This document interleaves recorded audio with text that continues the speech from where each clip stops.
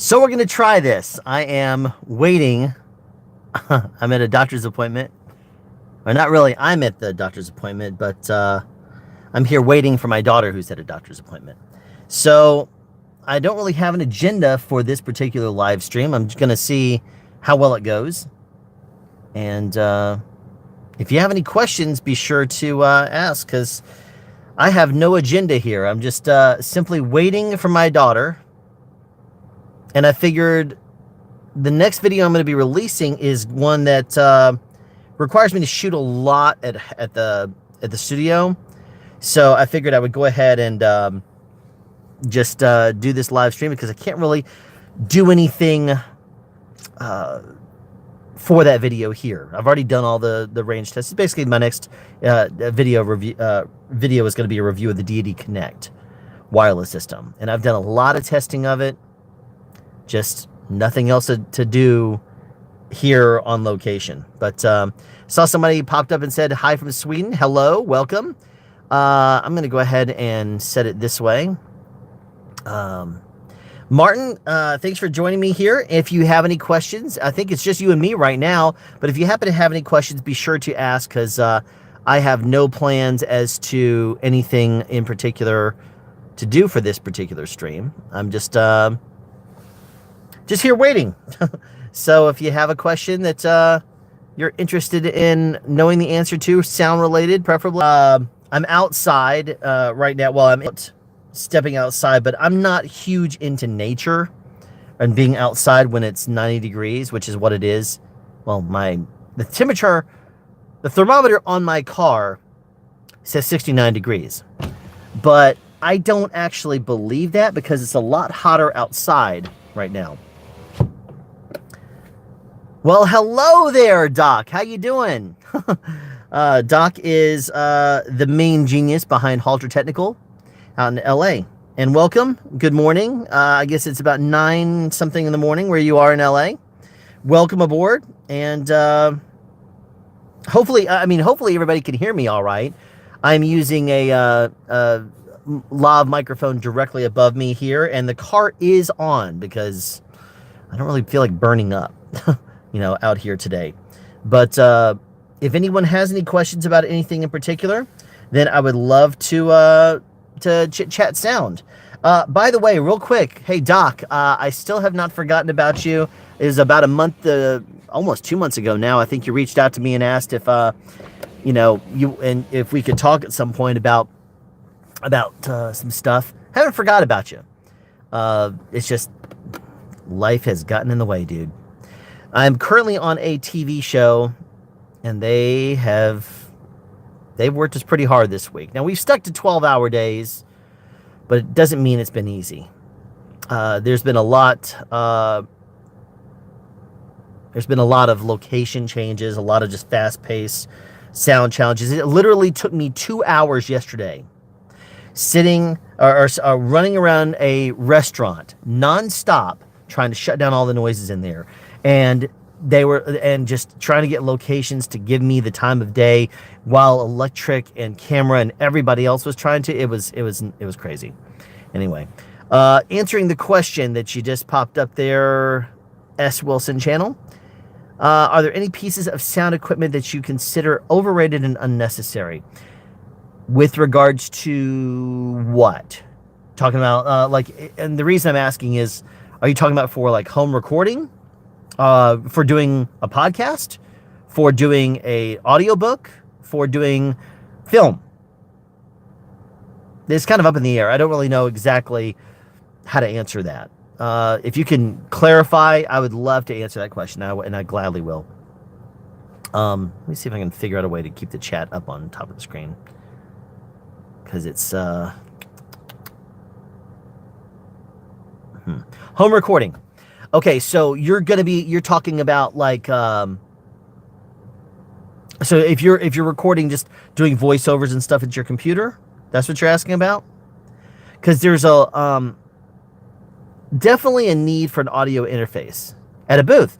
Okay, so do you record to a computer, or do you record to a recorder like an H5 or, something like that? Because there's different ways of doing it. People I know that record to computers, I prefer not to record to a computer. I almost never do. I only do if I'm doing an example for someone to show them when I get a Q&A question via email or something like that. But it's one of those things where, to me, I prefer to have a dedicated recorder, and I use a Sound Devices MixPre 6 on my channel for any of my USB stuff that I do with my interface when I go into basically into the computer at all. I always record stuff. I record it and then I import it in. But that's just me. I mean, a lot of people record straight on their computer, and there's no real issues with doing it that way. Me personally, I just don't. But do you find anything, things I find overrated?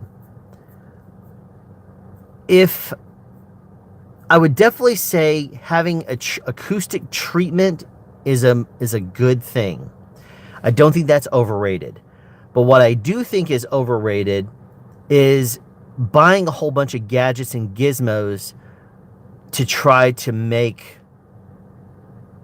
a booth sound better, I guess you could say. I mean, you're already in a vocal booth, right? So if you're in a booth, then it's supposed to be acoustic treated, and it's supposed to have a good sound to it. So therefore, things like Chaotica Eyeball, couldn't really imagine there being much of a use in actually using one of those. I mean, those are more like if you don't have a booth. But I do know people that just light up the whole place, and they have too much light, and that's, I mean, it depends on your workflow. If you put too much in there, then it starts to get kind of crazy. Personally, I think that having something like a tablet, because there's no fans on it, having something like a mic stand that's a permanent installation is ideal. Something like that is going to help you the most. Stick clean signal flow straight out of a microphone directly into your recorder, and then that's it. I mean, you really don't need anything more unless you go to a computer. And if you do, try to turn the you're probably going to have power settings, and you'll want to turn those power settings into the most energy efficient settings possible. That way your fan is as low as possible, because obviously you don't want to have fan noise in your recording. And if you're in a booth and you're recording onto something with a fan, you're bringing fans into the booth and making it very difficult for you to actually, get good sound. So hopefully that answered your question. Monza, welcome. Guy I know from the real world, a sound mixer. Awesome. Welcome very much. Hi, talking about Sound Devices. Do you think the more expensive line is still worth the investment? I think MixPre versus 633. I think the MixPre has a purpose, and that is usually as a clean recorder and a USB audio interface. If you're doing any kind of real world reality, ENG, sound mixing for movies and TV, don't think that a MixPre is going to cut it for you. It's really not. I mean, if you're getting, let me put it this way. If you're on a budget, if someone says, hey man, I'm doing this student project, or I'm doing an indie, I have maybe enough to pay the entire sound department $250 a day, of which you know that you're going to probably have some expendables you're going to have to buy. Maybe, let's say, if you're trying to skimp, then maybe $50. And so that way you're only putting $200 in your pocket and yours alone, unless you have a boom operator, in which case you're going to have to split it with them. So then the question is, what exactly should you actually be buying as a recorder? Well, in that circumstance, a MixPre 6 is going to do you well. You could get something like the Deity Connect system. You could get something like the Sennheiser G3, G4 system. You can get those fairly inexpensively. And if you get these systems, you at least have wireless. There's even cheaper systems like that. But hey, Julian, welcome. But I definitely think that getting something like a 633 or a 688, what you're buying there is the time codability. You're getting a little bit cleaner preamps. You're getting more options with regards to recording on different media. You might even have solid state drives in like the 7 series if you go up to that, but you're not going to get in a 6 series. You are going to have a lot more routing options. MixPre 6 only has, I think, a 5-second pre-roll. You do have the ability to output into a computer, but why do you need to do that? You're going to have more channels that are dedicated. On the MixPre 6, you have 4 channels that are TRS, XLR, switch. You can just whatever you plug into that. And you have 2 channels that come in through a 1/4 inch, 3.5 millimeter input, stereo input. And that is something that if I were to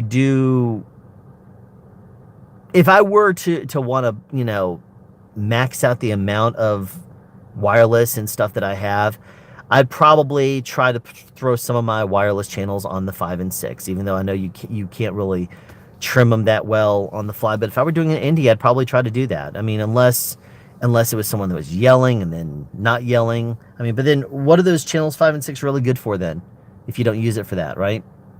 Because it's basically a 4-channel mixer with that extra input, and it's great as long as you have something that is usable for that 5.6, but who knows? All right, next question. Martin, do you use lavs on actors and boom simultaneously on bigger movies? Ha! Great question. It depends. It depends on the movie. Most of the time we do wides and tights. So it means like right now you're seeing me in a frame like this. But if this is the tight coverage, and at the same time we have a wide shot where you're seeing outside of my car, way and above, well, don't use car as an example because obviously I have this microphone up here as a plant mic. But if I were to do a wide shot and I have 6 feet of headroom, I could go to a longer reach microphone and try to dig out that audio. I could maybe plant something in front of me, provided that, it's not going to be seen by camera, and it's provided it's close up to the mouth to actually get good sound. So if there's a wide and a tight, you kind of gotta use the lav mic, because in the dailies you're gonna have a shot like this, and if the producers and people, director, are watching the footage that's like this, and they are hearing it sound like a microphone that's 6-8 feet above overhead, it's not gonna sound right. If you look at the wide shot, you can see someone sitting there with 6 feet of headroom and hear them close sounding, and it'll still be like, good. The director will say, oh yeah, it makes sense. That's fine. I'm getting good close sound. I can hear my actor. But what is not good is when you have a close-up shot like what you're looking at me right now with, and you hear it like it's a far away microphone. That doesn't work. So in those circumstances, they will use the lav mic. But as soon as a microphone is close enough to get on an actor, that's when they're going to be. That's when a mixer will switch to a boom under most circumstances. Now, not all. For example, if there is a circumstance where there's high noise in the background, yes, I know lav mics have a higher noise floor than something like a shotgun microphone. A 416, for example, I think has a 13 dBA self noise, and a lav mic, even the best in the market right now, in my opinion, the DPA 6060 is 24. So that's 11 dB higher. But you got to keep in mind, in the real world, you're not going to hear that noise floor. You're really only going to hear that if you're inside of a quiet studio environment. And even then, that noise floor is so low, it's not going to be an issue. So if you have a noisy environment, you're shooting next to a waterfall, you're shooting next to a stream, something like that, that boom microphone is going to pick everything up. Because think about this, a little bitty tiny microphone like this is able to basically pick up around it maybe the size of like a basketball. But a microphone like a boom is big, it's full, it's got high sensitivity, it's able to pull in sounds from all over the place. And if they do use that in one of those environments, you're going to be pulling in all that sound. Even if you cue the microphone away from the noise sources, you might then, in order to cue it just the right way, you might be off axis. You might not have any other way to get your sound. Then, if I'm facing a waterfall, then obviously it's great. I can cue the microphone away from the waterfall, and that's no problem. But if I have the waterfall behind me, there's no way I can cue that microphone at the actor and not fully reject that waterfall. Now, I could side address them or come from underneath and try to use their body to block it, but that all changes the sound. I mean, who knows? There could be a lot of airplanes flying overhead. And then you have to say, is it better to play the lav? Because the lav is going to be picking up this area here best, and it's going to fall off, farther away. So that will drive those noises around you lower. And then what they might do, a mixer might decide to bring up the boom just a little bit in the background if you see a noise source and you hear it. As a matter of fact, I've worked on with mixers before that have had me put a plant microphone on a noise that drives by, like a car. Or they might say, put that noise or put that microphone on the basketball players in the back. As a matter of fact, the mixer I'm working with right now, Michael Wynn, we just did that the other day. We had 2 wide shots. There was no way for me to get a microphone in there because the sun was almost directly overhead. And if I did that, then you would see my shadow all over the basketball court. So there were basketball players deeper. So what I did is I cued a microphone back there so he could bring up the basketball as he sees fit. And that worked really well. And he blended it masterfully. So it worked really well. And mixers will sometimes do that. They'll say, get me that sound so at least I have it because it's in my shot. If it's in the shot, I want to hear it. So there you go. Let's see. Talk about a stressful time when you were working on some audio at a restaurant. So this makes... Oh, yes, I was talking about that. So this makes me wonder, what do you think are the biggest issues you face with clients? Biggest issues that you run into with clients. It depends on the client, really. Depends on the kind of job as well. Producers sometimes just rely on you and expect you to get the best possible sound, and they trust you. One executive producer we have on the show that I'm currently on, if I were to tell her something, she would assume that it was exactly accurate. But I've worked on other shows where they second guess everything. Can you do this instead? Can you do this? Can you do this? No, I can't do that. It's not going to be ideal for sound. Sometimes directors do that. Clients, like for commercials, they love asking ridiculous questions. They'll say, can we just boom this? I mean, do we really need to have a lav microphone on this person? I'm like, well, you have a wide shot. The person's walking around and, I can't possibly follow them up the stairs and through a door and stuff when you're staying down here and watch them through the glass. Like, there's no way I can do that. Do we really need to lav the actor? How do you expect to get the sound? And that's one of those things where sometimes clients are a little bit ridiculous with some of their questions. And like, I've worked on shows before, and there's been a really huge wide shot, and we can't get a lav mic on somebody, and they say, well, can you just boom this? Okay, so your cameras are 80 feet away, seeing this entire world.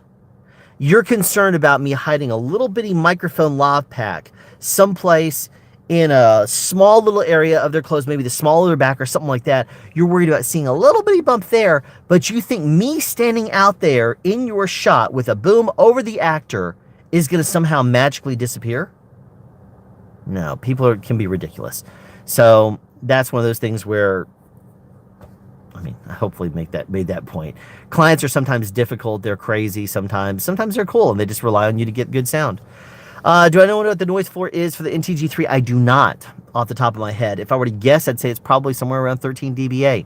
And if someone could double check that and write it in the comments, I would really appreciate that, because I don't memorize a lot of specs on microphones just off the top of my head. It's not something that I do a whole lot. Have I checked the Rode website for documents regarding the NTG3? No, I haven't really. Maybe that was him. Sorry. Forgot about that. What did you forget about? Oh yeah, you can look up the specs.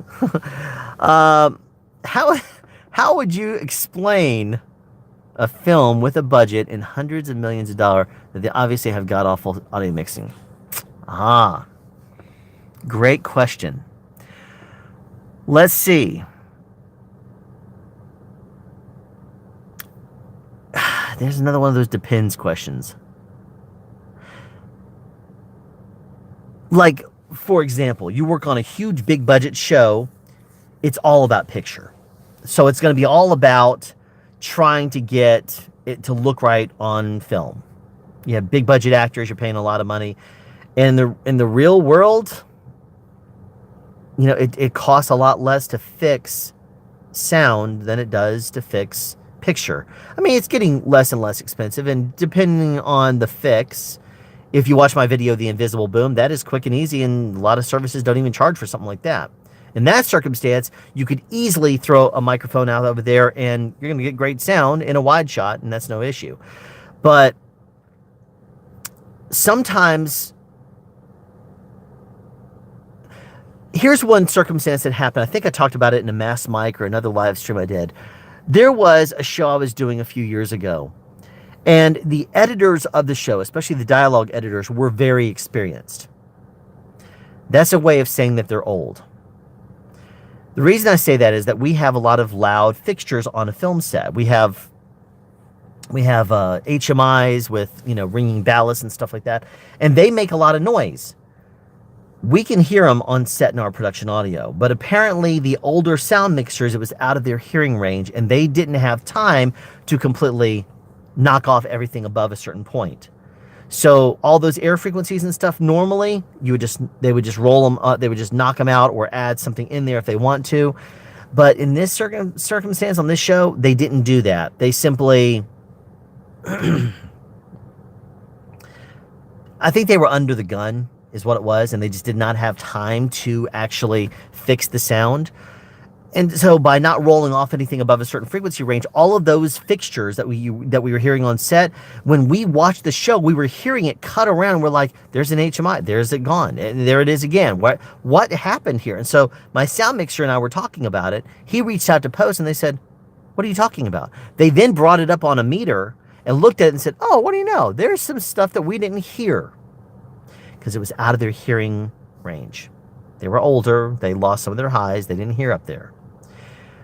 That may be something to do with it also, because whoever is doing your editing, if they don't rely, they're people will mix entire movies, big, huge movies like Dunkirk and, Christopher Nolan movies, Star Wars. Those movies will be audio mixed in only a few days. I mean, 2 weeks or something like that at most. And that's after people pull together and arrange, and the assistant editors arrange all the tracks, and people have done ADR, so you have those as options too. They'll pull all together, and the editors will sit down and they'll actually get there. They'll try to edit it, and a lot of TV shows I know will be mixed in 1 or 2 days. I mean, an entire hour-long episode of a TV show will be mixed in 1 or 2 days. It's kind of crazy, the amount of pace that these shows go in. Features will be mixed in 6 or 7 days. That's fast. So as long as they have everything prepared when they get into the mixing suite and in order to do the mix, but that may be part of it is just their hearing. It might be that they didn't have the ability to ADR. They didn't have the ability to scrub the dialogue clean by the time they had to get it out there. Even on big budget shows, you have to have what's called picture lock in order to actually lock, in order to have picture be the way it's supposed to be for a movie, and then they can add the sound to it later and then mix to the sound. But if for some strange reason they had to change that, it totally messes up the mix. They might have been rushed at that point because there may be a deadline, or they may say, you have this amount of time to mix this movie because it's got to go to a film festival, or it's got to go into distribution, or it's got to go into here. So there could be a bunch of different reasons why it's rushed and doesn't sound right. In Men in Black 3, there's a shot where near the beginning where Tommy Lee Jones and Will Smith are walking away from, I guess, a hot dog stand. It plays obviously on the boom the whole time until Will Smith cuts out around to the side and he goes around the side of this car. When all of a sudden you hear it straight up, obvious as day, dumped straight to a lav mic. Because all of a sudden it gets very, it just sounds totally different. It doesn't sound like open and airy like a boom anymore. It suddenly sounds more closed in and compressed. And when I saw that movie, I went back to work and I said, "Did you see Men in Black?" He said, "Yeah, there's this one thing that just was plain as day." He says, "Was it the hot dog stand?" I said, "The last line." He and I instantly knew what we were talking about because it was that bad. It was that bad in your face. Now, I don't know what the story is there, if they said it was good enough or whatever. got to also keep in mind that movie theaters is the ideal place to listen to movies, and most of the time people mix in studios that are about somewhere between about 87 or 85 really, and about maybe 89 dB. Usually around 87 dB is the most that people will have the volume of their monitor speakers up. But if you bring up your levels and you kind of set a level, that is the ideal volume for you to have when you're doing your mix. And the reason why, it depends on the room size, for example. Like if you're in a big, wide open room, then obviously you don't have to have it quite as, you need to have it a little bit louder. But if you're in a smaller studio, then you need to have it a little bit quieter. You know, you normally would back off the speakers just a little bit. And it feels different depending on the size of the studio that you're recording in. But there's so many reasons that would affect the mix and why they made certain choices. It could be a time thing. It could be that they didn't have it, that it's got to enter Foley and they don't have enough time to fix something. Sorry, live stream. Then let's see. Let's take another question here.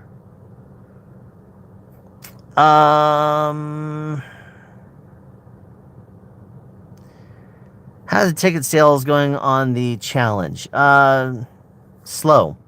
I've had 3 people actually participate in that. I don't know if there's going to be more people at any point in the future. I'll tell you this, though. I've already recorded it. Last weekend was a 3-day weekend for me. I can really only take like jalapenos in hotness now. If you watch Mass Mike's number, I think 11, I talk about how I used to just be able to take any amount of heat, but now I really can't anymore. And it's not just because I'm old or something like that. It's because my taste buds returned to me. I used to they were fried out and I couldn't taste anything. Now I can taste it all. And being able to taste it all is a very different, it's just, I can't tolerate spicy stuff anymore. So the spiciness of the Death Nut Challenge, I'm not going to give anything away. I'm just going to say that it's something that after doing it, that's when I said, you know what? It might be something I should put out there. I mean, I'm ticket sales have been slow. I'll just answer the question. But it did take me quite a while to recover from it. I'll put it that way. And it's one of those things where I showed it to my daughters. They were amused. One of my daughters was laughing the whole time, like, "Oh my gosh, Dad, you're so crazy." The other one of my daughters was like, she was clutched hold of my side. She's like, "Daddy, I'm so sorry you went through this. I can see you're in so much pain." And you know, it's really funny. You know, differences. You know, I was like, you know, one daughter's laughing at me for being an idiot for eating spicy stuff, and the other one is like, "Oh, Daddy, poor guy." Yeah. Which one is the one that I laughed and said, "Yeah, which one do you think is going to earn more points in my will now?" Anyway, but to give you an idea, I've had three donations so far towards the that people want to buy tickets or get tickets for. The 2 of the people are in here. John, you're one of them. Julian, you're another one. And very much thank you for that. Can't go into the details exactly as to what the thing is that I'm going to be putting the money towards, but I'll say this is that it's something that I'll probably come clean about at some point in the future. It's very, very expensive, and of course I'm splitting it with my favorite charity, which is Bikers Against Child Abuse. All right, next question. 2 NTG3s, noise floor is way low. Yeah, they are very low. Rode specializes in very low noise microphones. They really do. And then it's really weird that they have some microphones that just have a high, like a 21 dB self noise on one microphone. I remember seeing and being like, why in the world is it so high? I mean, it's crazy. I'll be working on a doc in the next few weeks. The past shoot I did for this client, he had mentioned the sound came out very flat. I was using it. Jeez, let me just unplug this thing. This thing is just constantly, it's wanting to, it keeps saying fully charged. It's like, okay, fine. I unplugged the wrong thing. Yeah, I did. Okay, that's fine. I'll plug it in later. Um, I'm sorry, I totally derailed myself here. Yeah, using an indoor hypercardioid microphone should have gone with a supercardioid. It depends. I mean, hypers and supers are so very similar. I mean, you'd be hard pressed to find pro sound people that could hear the difference in those patterns. I mean, they're very minor. The difference is very minuscule. Uh, I mean, I think a hypercardioid is a little bit more focused forward. Hypercardioid's like that. So supercardio is more like this. Hypercardio is more like that. I mean, it's very small difference. So I don't think that's really what would really matter. I mean, if you want to shoot me an email and send me a sample at soundspeeds@yahoo.com, I'll listen to it and I'll tell you what my thoughts are. But sometimes you got to keep in mind clients will expect some clients expect a production audio mix to sound like the fully sweetened version after it goes through post. Now, if you did the post on it yourself, you might have needed to do some sweetening of the sound. And that could be EQ, it could be compression, it could be Foley. I don't know what the nature of this project is, but there could be a whole bunch of different reasons why. I mean, it mentioned that your sound came out flat. In all honesty, it's a production audio mix, right? It's supposed to sound flat. I mean, if you start playing with EQ on your mix track, you're going to be messing your track up. You need to send it to post, let those people deal with it, because they're going to be able to do it a lot better when they get into their recording, into their studios, than you can out in the middle of a location with noises and stuff all around you. So, anyway, Lars BG, I did buy the T-Bone SC400 for a podcast, but is just suck PC fan fridge noise. Yeah. Will the DBX 286S be a fix, or are there a better mic for home recording on a PC? Okay. You can't rely on a mic to reject a condenser microphone to reject out every single possible noise. It is a supercardioid pattern microphone, which is great. But if you have fridges and stuff on, if you watch my video that I did recently called something like "How to Silence an Echoey Hotel Room," one of the things I do is I talk about how you crank up the air conditioning, you crank up the refrigerator and freezer to full cooling mode, and then if you don't want to unplug it for the actual recording and kill your AC, what you need to do is drop them into a minimal setting. So after you have it up all the way and it gets maximum coolness, then you drop it to a minimum setting. That way it's still maintaining its coolness, but the compressor doesn't kick on. That way you're hopefully going to be able to get a little bit better better recording there. Now, if you're talking about computer fans, there is something you can do there. There are apps that you can run, or not apps, but programs you can run on your computer. One of them that I use is called SpeedFan, which is free. You can look it up. SpeedFan is one that analyzes your computer's fans and allows you to set them independently. So as long as it's not on a switch, like on my computer, I think I have like 6 fans. And one of them is on a low and high switch in the front of the computer. And I have to switch it to the low setting. There's no way to turn it off. I mean, I could change it and put a switch on there.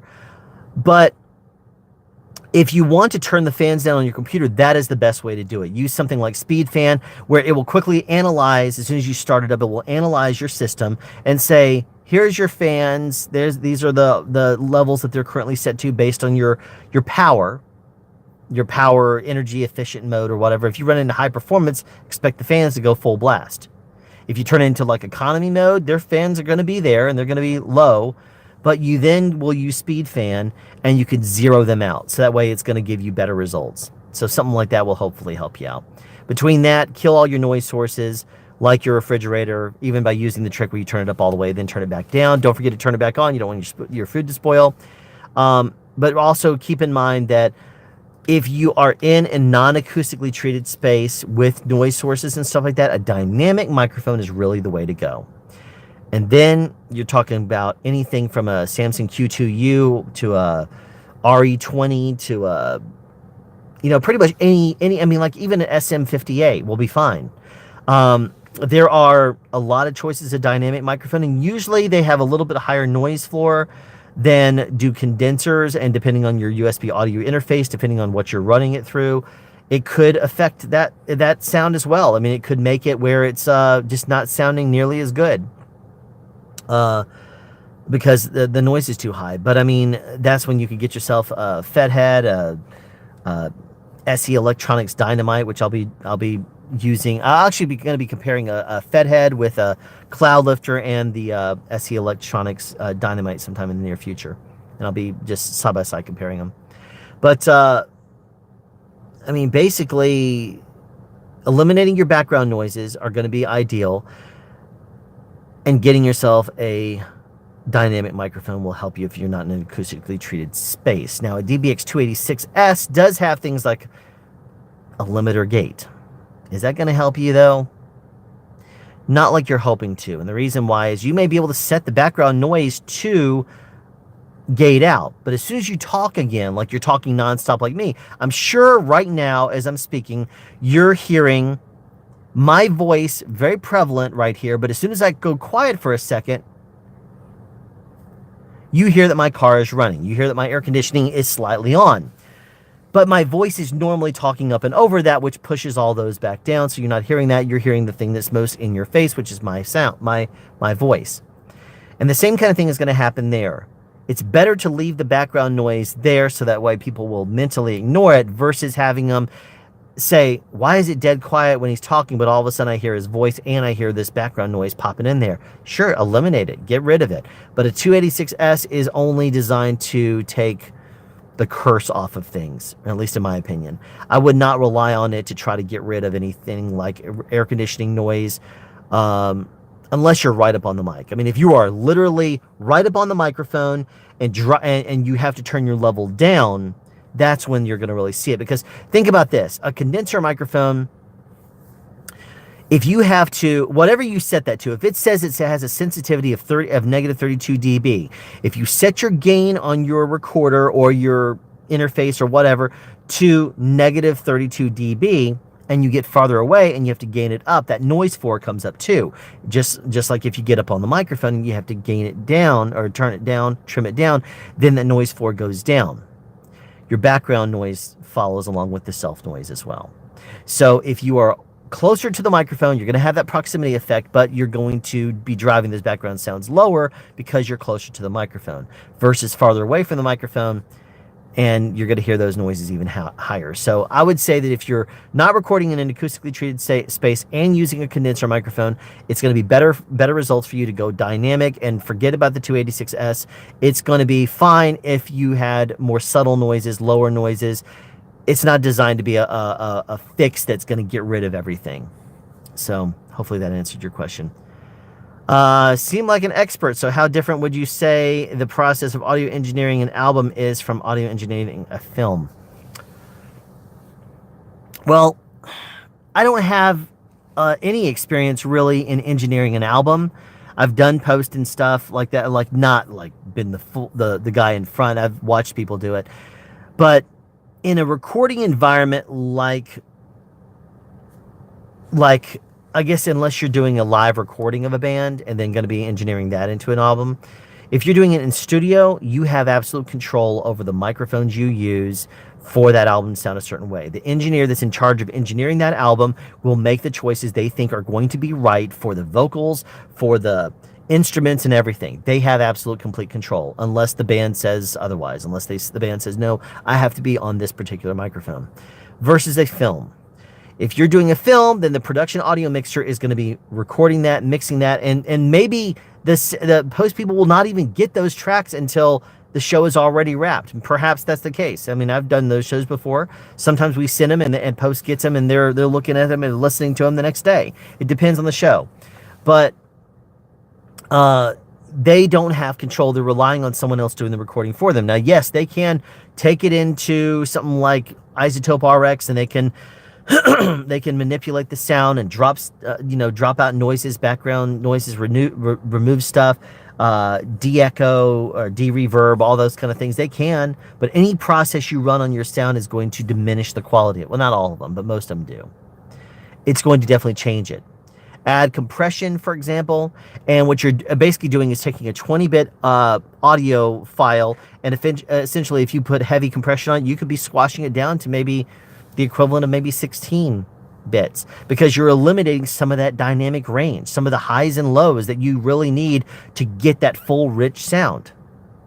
You squash it down too much, you take a 16-bit sound, you add a infinity to one very aggressive, not an infinity, but you run it through a very, very aggressive compressor, where to the point where it like hiccups, like every time you say something that it instantly releases, very aggressive like that. Gosh, your sound is probably only going to be like the 6 or 8, it could be 6 or 8-bit by the time you're done with that kind of heavy compression, because there's not a whole lot of lines. Like the difference between your loudest is here and your quietest is here. There's no real dynamics there. It's very squashed at that point, versus having more dynamic range to actually play with, because that's just, that's your bit depth. That's integral. That's a very important part of the sound quality. It's not just all sample rate. Sample rate has a lot to do with frequencies. Bit depth has to do with the quality of the actual signal itself. So there you go. Your take on the Rode Wireless Go. It sounds to me like a very cool device. I've heard good things about it. I've never played with it. I heard that there's a microphone on the actual transmitter itself, so that way if you just want to take it and do this number. I have reached out to Rode in the past, and they've only sent me something, I think, 2 years ago, and that was great. I very much appreciate Rode.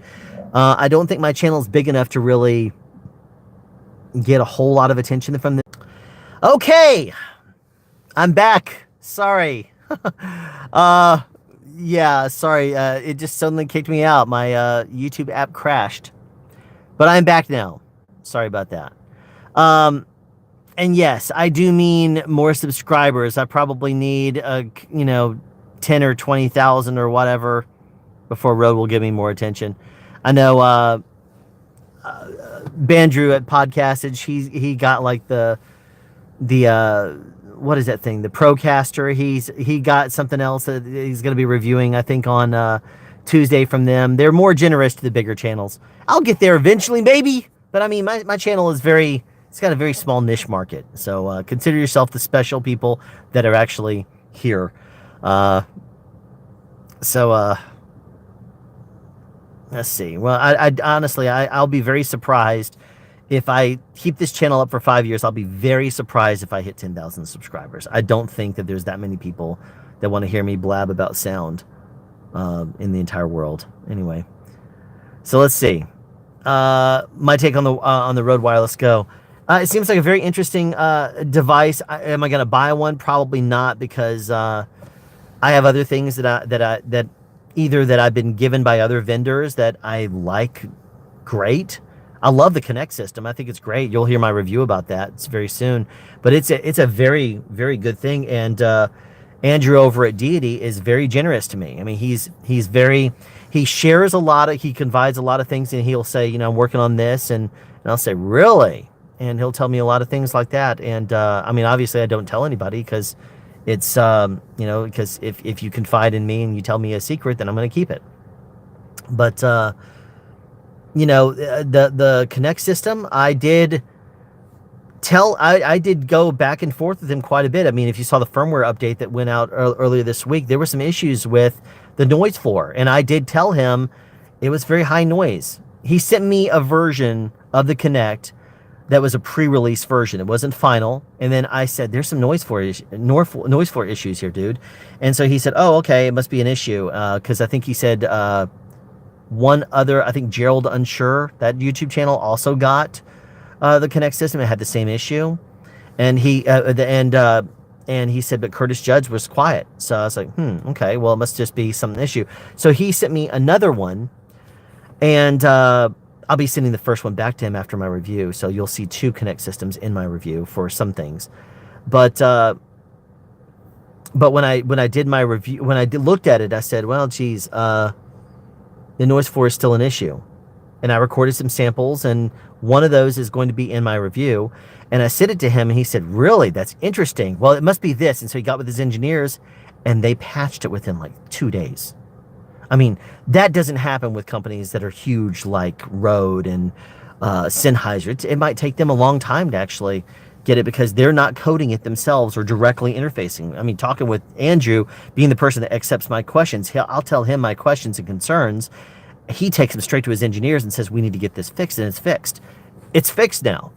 So, and I said, thanks a lot for fixing the problem quicker than I could get my review out. Because now I'm going to, in order to use the footage that I've already shot, including my field test, which I shot with before the firmware, I'm going to basically have to say, well, now there's a firmware with updated DSP that makes the noise floor lower, and so it sounds even better than this, but at least the RF is going to be working for you in your advantage. Anyway, so the Deity Connect system is going to be what I'm going to probably continue to use for wireless stuff on my channel. As for the Rode Pro system, I'm very limited on the amount of I don't accept a whole lot of products to review. I turn down a lot. If Rode offered me the Go, absolutely I'd test it because I'm very interested in that. But do I have a whole lot of knowledge and experience about it? No, not right now. The show I'm on right now has been so... It's been so fast-paced. It's been longer hours. It's been flipping your schedule upside down, working overnights. It's, we were working in the rain a couple of nights ago. It's just, there's a lot of challenges. And we're getting great sound, don't get me wrong, but it is very taxing. So I'll get home and I'll say, you know what? When I get home tonight, I'm going to be shooting this segment for the review. And then I get home and I'm like, barely able to see straight. So I say, no, I'm just going to go to bed. And then, wake up the next day. And also, in fairness, Cobra Kai Season 2 launched this week, and I watched the season over 2 nights. I said, I could binge watch it in 5 hours, but then I'm going to be a zombie tomorrow. I'm going to watch the first 5 episodes one night, and the second 5 episodes the next night. I did, and I was happy as a clam. I love that show. Anyway, yeah, wireless Go, battery is glued. In-game spoilers, yes or no? I'll be seeing it tomorrow morning at 9:30 a.m. While I was being rained on in the show that I was talking about, I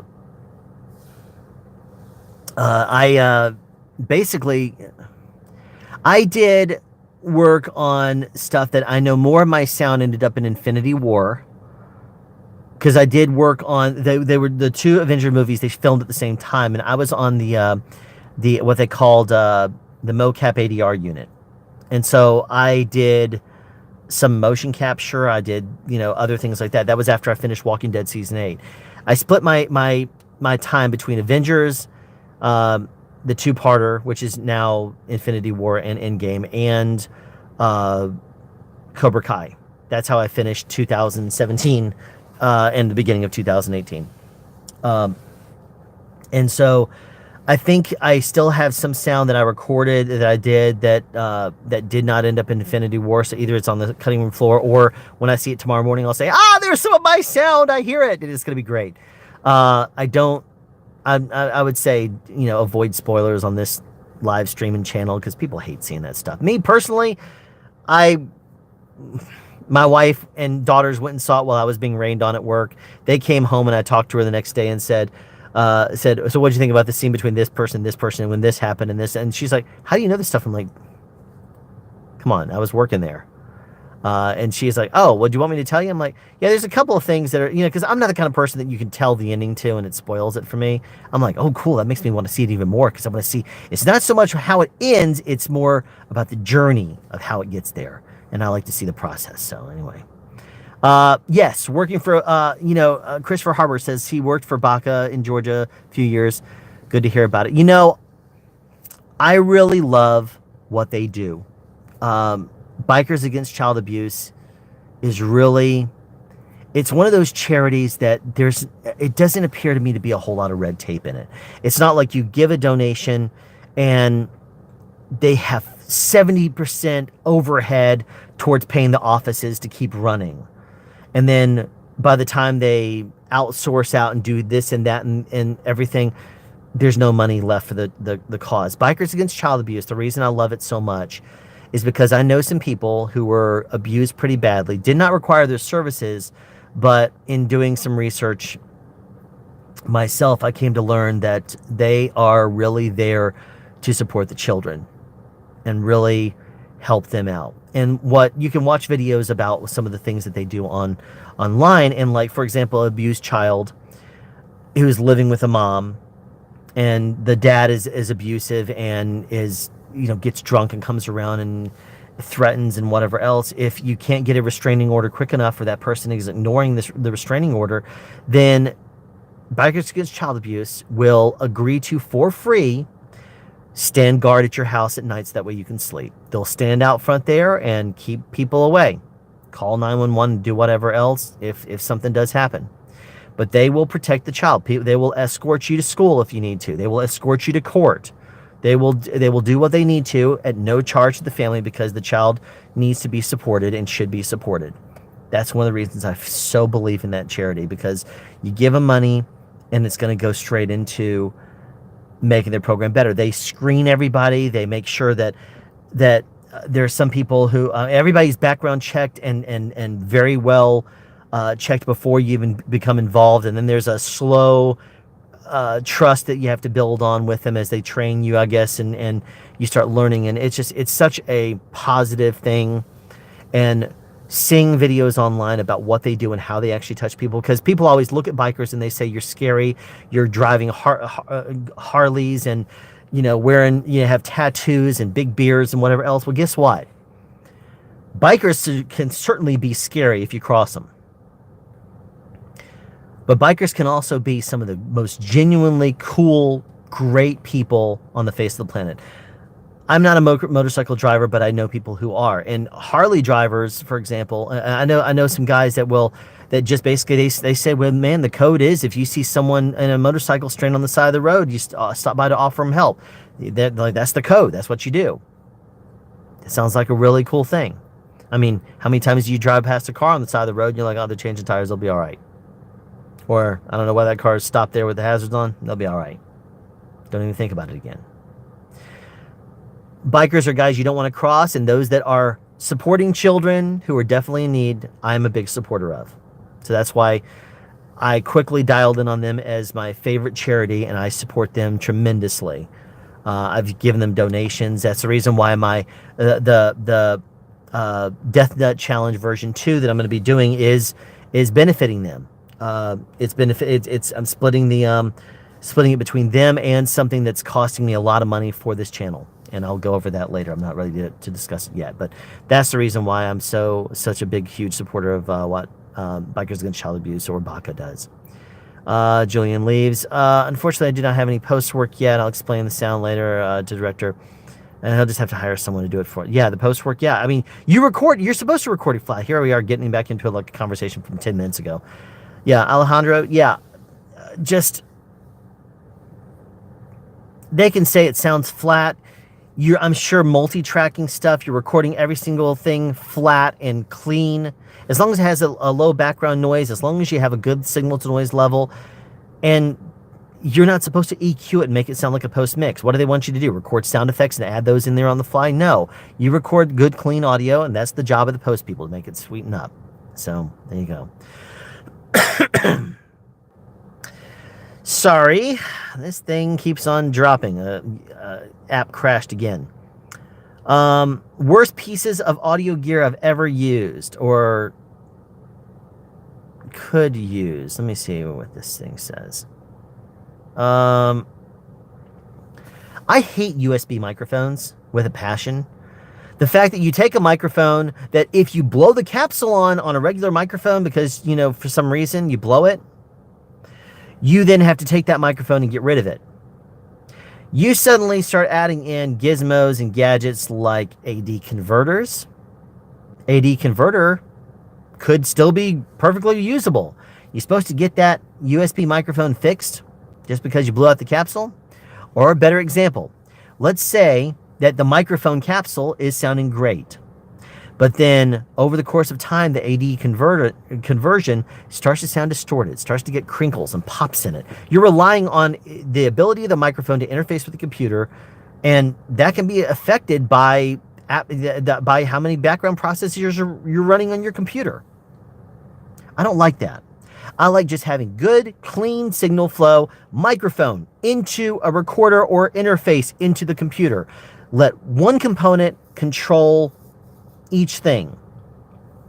That's to me the way I cannot stand USB microphones. The closest I get to liking a USB microphone is the Samson Q2U.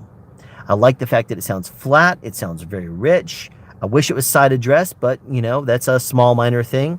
But it is a hybrid. It's both got USB and it's got XLR. That's the closest I'll get. No, I don't like the Yeti. I don't like the Yeti Pro, even though it's a hybrid. No. Wow. Sorry, guys. I restarted the phone this time. Losing people like crazy.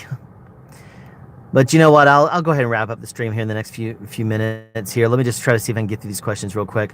Do you need an amp with a 990 Pro headset? I'm not familiar with it. Sorry. Thanks for the advice. I'll try to get a new mic. Yeah. I have a couple of dynamic microphones that I've used on the channel that I like.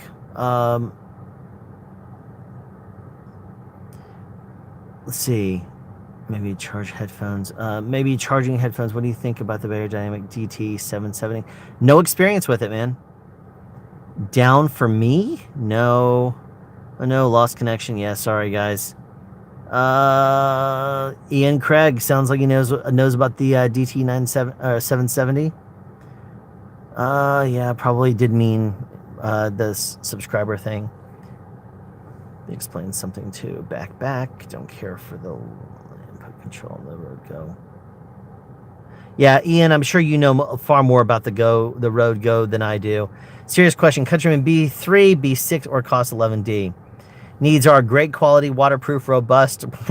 Well, if you say the words waterproof, then you're completely getting rid of the COS 11D instantly. Robust. Not too high in highs. All right, so okay, well, if you're talking about that entire great quality, of those, I would say Countryman B6 is the way to go. It's very small, low profile. It's a little. It depends on the cap you put on it. Will make it sound certain ways. Sometimes boost the highs, flat, whatever, and it is waterproof. And depending on the ones you get, they can be robust. But if you're talking about as soon as you add waterproof in there, COS 11D is out. Not familiar with the Techstar. It's always measuring. Reassuring to hear. What lav do you use right now on this live stream? Right now, I'm using the Deity V mic, Deity V lav. That's what I'm using. I usually use it going into phones, going into like I used it for my most recent video, the one I did outside in the backyard when I was talking about what was that video? Man, brain is still not recovered from working late last night. What was that recent video that I did? It was about getting better sound out of a lav mic. That was just the VLav. And I used that because I was talking about if you're on a budget and using a $50 microphone like the VLav is a great choice, and you how to get more sound out of that. So that's what I'm using right now. One thing that might be better than the Samson Q2U is the Audio-Technica ATR 2100. Yeah, you know what though? I've listened to them. Before I went and even started looking at hybrid microphones, I did do research because I didn't even know there was such a thing. And I think I first heard about it with the Samson Q2U, and I heard that it was a XLR and a USB audio input. And I said, huh, really interesting. Never heard of that. So at that point, I said, okay, I'm going to do a little research. Started looking up hybrid microphones, and there's not a whole lot of them. Like the Yeti Pro is one of them. And you're right, the ATs, there's two of them. I think the one of them is the 2100, one of them is the 2500, 2600, 2000, something like that. I don't remember. But I did not like the samples I heard. I said, you know what? I'm going to have to get something 2005. Very good. So I decided I was going to, thank you for that. I decided I was going to listen to audio samples online, and I would take a gamble and buy one and see what I thought of it. I like the Q2U sound, so I bought that one. And I used it for a short amount of time, and then I stopped. It's not for me. it sounds good. If you're doing a podcast, something like that, in an untreated environment, by all means, it's going to sound pretty good for you. Um, excuse me.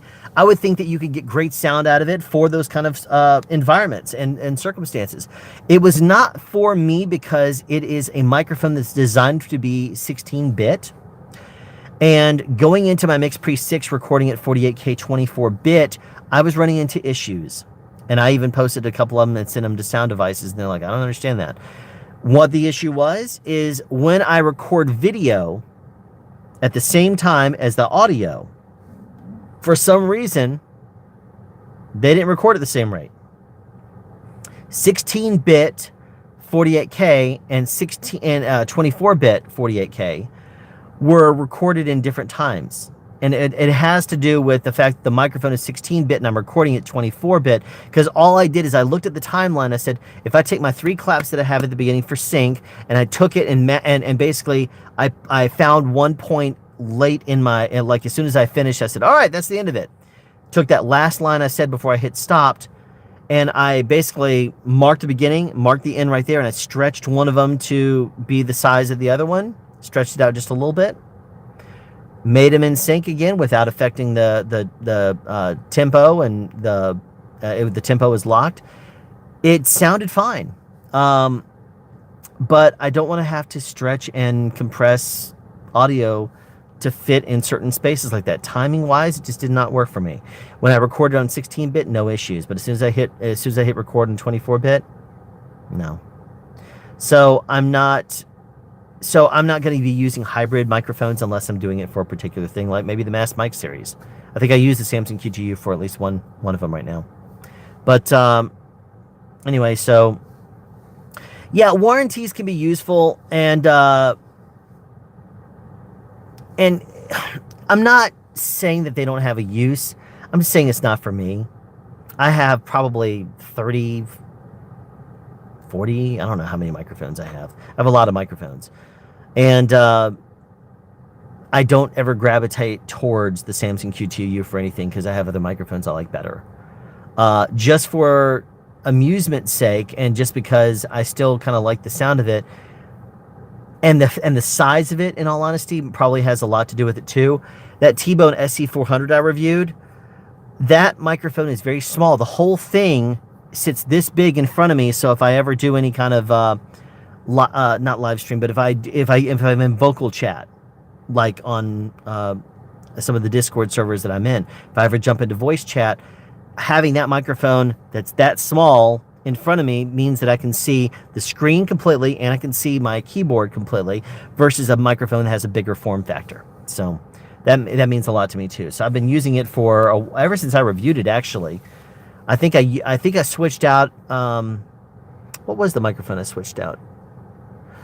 Because I used the CAD Equitech E100, the vintage version, above my monitor whenever I'm doing my presentation videos. But I use... What did I use before the T-Bone?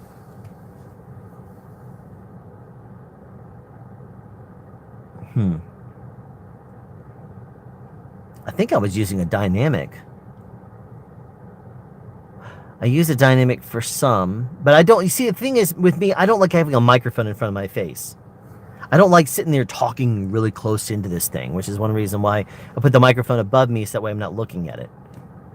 But I just don't like having mics in my face. That's the reason why when you watch my presentation videos, when you watch me explain stuff and do sound advice videos, I have the microphone, like the camera is here. And the camera is usually, well, I won't block the camera here, but the camera will be here. And I'll have the microphone right here. And then I have all my acoustic treatment and stuff like that around there. So, but that's one of the reasons I do things the way I do, because I could speak straight into a microphone. It drives me nuts when I watch somebody do a live stream, or I watch something and they have a microphone in front of their face. And this is the way they look in this entire video. It's like, hi there, how's it going? Welcome to my live stream. Don't I sound great? Yes, you do. But guess what? You're watching some sort of a visual media, and I need to see your face. I do know a guy who was using a lav mic in a live stream when he was hired as a full-time gamer for a game channel, and then the game channel decided to go in a different direction after a couple months. But they were using a Live, and I said, you can't use a Live for this. You're trying to be a big time gaming channel, and you're putting some real money behind it. You can't do that. You got to actually get some sort of a large diaphragm. You got to make it sound good. You got to make it look good, that kind of thing. So he told the engineers, and then they shortly thereafter, I think like a month and a half later, they decided they didn't want to put any more money into that, and they scrapped the whole project. Anyway, so yeah, I'm not a huge fan of USB mics. Any other components that I don't really think are important or overrated? Well, that goes back to a long time ago. I guess I'm revisiting that question now. But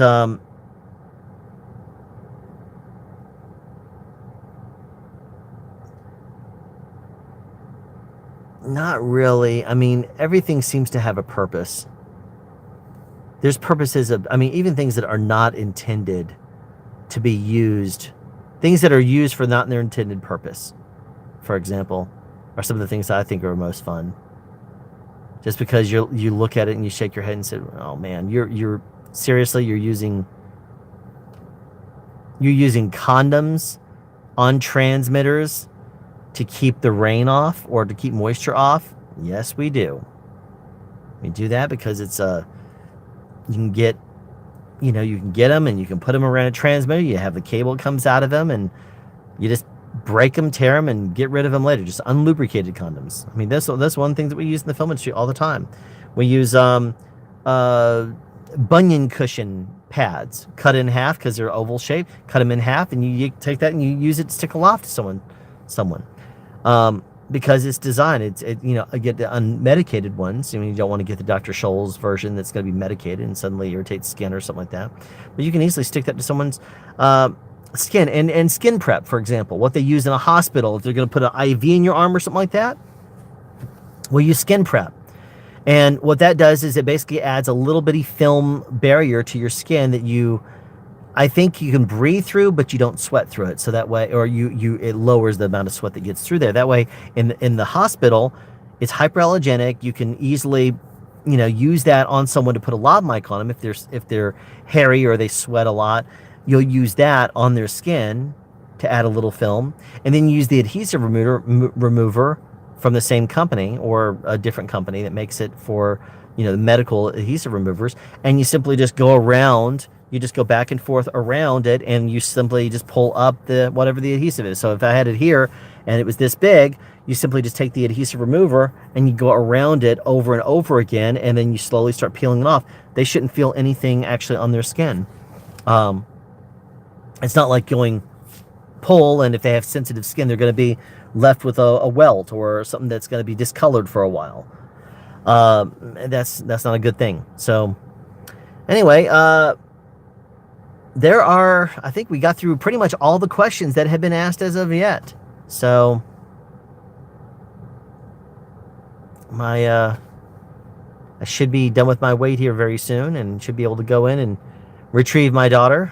But if there's no other questions, then I'll go ahead and call the stream in the next couple of minutes. But just to be self-promoting or whatever, make sure you watch that recent video I did on the fact that I will be releasing special tickets for the Death Nut version 2 challenge. And so if you want to see me completely fry out my taste buds, you want to get a special ticket to that, the proceeds will be split with Bikers Against Child Abuse and towards something that I'm going to be using it for this channel.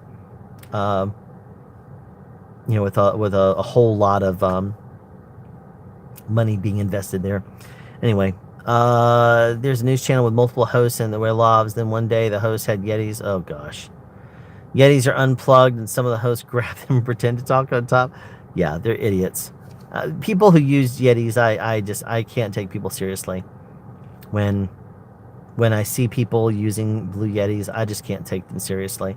I know it was the transition, when people went from just using camera mics to the microphones built into their camera or their phone, smartphone, something like that. At least it was better than that. But to me, I don't like the sound of them. All I hear is modulation. They have too many components that wear out too quickly. When you're powering an entire microphone off of a 5-volt bus on a computer, there's too many things that are going to run, that can run amok. If you run too many background processes, if you have, you can have all kinds of issues with running USB microphones if you have a lot of processes in the background. It's just I'm not a fan of them at all.